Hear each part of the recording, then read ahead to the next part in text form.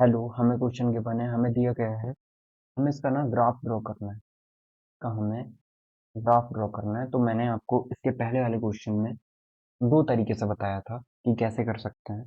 तो यहाँ पे भी हम देख लेते हैं, यदि डिस्कस करें हम इस क्वेश्चन को, तो आप सीधे बोलो कि ये y पे कहाँ पे इंटरसेक्ट करेगा जब x जीरो रहेगा।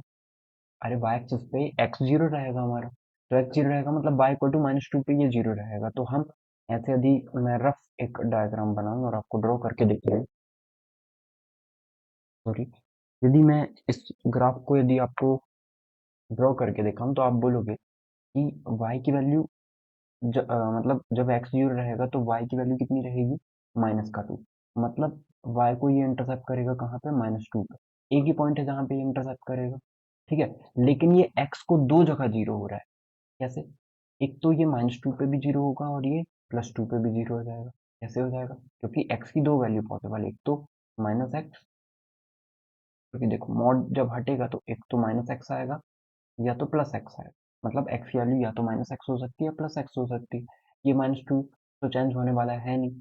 तो जब आपने माइनस का 2 रखा तो भी ये जीरो हुआ, और जब आपने प्लस का 2 रखा तो भी ये जीरो रहा। मतलब ये x को क्या करेगा, मतलब ये y, हम बोल रहे हैं y दो बार जीरो हो रहा है। एक तो x इक्वल टू -2 पे जीरो हो रहा है, एक y equal to x equal to 2 पे ये जीरो हो रहा है, ठीक है। और y को इंटरसेप्ट सिर्फ एक ही पॉइंट पे कर रहा है, कहाँ पे, -2 पे। -2 पे मतलब कुछ ग्राफ हमारा बी शेप पे होता है, ऐसे बन जाएगा, ठीक है, इस तरीके से। ये रफ डायग्राम।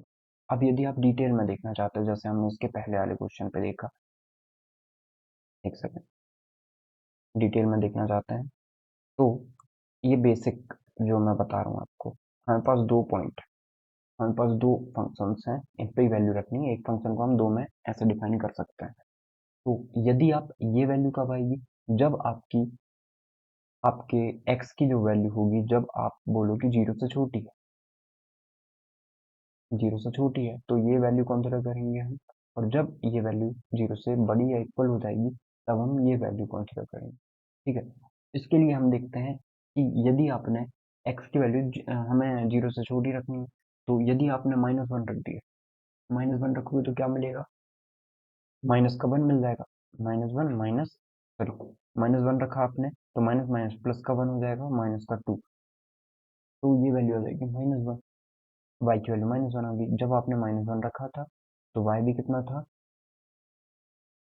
y भी -1 था, ठीक है। जब आपने सॉरी -2 रख दिया, -2 रखा तो प्लस का 2 माइनस का 2 इक्वल टू 0। जब आपने 2 रखा था तो x की वैल्यू 0 आ गई, मतलब ये पॉइंट हो गया आपका, ठीक है। अब यदि आप प्लस का 1 रखते हो, मतलब x से थोड़ी बड़ी वैल्यू रखते हो, x जीरो रख दिया तो y की वैल्यू कितनी आ गई, -2। जैसे ही आपने x जीरो रखा, y की वैल्यू -2 आ गई, मतलब ये वाली वैल्यू, ये वाली मिल जाएगी हमें, ओके। अब यदि आप इसकी वैल्यू कितनी रखते हो, यदि आप रख देते हो प्लस का 2 रखते हो आप, x से बड़ी वैल्यू लेनी है, तो प्लस का 2 रखते हो तो x जीरो हो जाएगा, ओके। तो हम बोले कि यदि हम माइनस का 2 रखते हैं तो भी जीरो आ रहा था ये, और हमने प्लस का 2 रखा तो भी ये जीरो आ गया। तो ये जो पॉइंट होंगे वो किस तरीके से मैच करेंगे, हम देख लेते हैं। कुछ इस तरीके से हो गई, ठीक है, और एक पॉइंट ऐसे जाए। तो ये जो ग्राफ है इस तरीके से बन जाएगा। देखो, यहाँ पे मैंने वही ग्राफ बनाया था और ये भी वही ग्राफ बना। आई होप आपको क्लियर हो गया होगा। Thank you.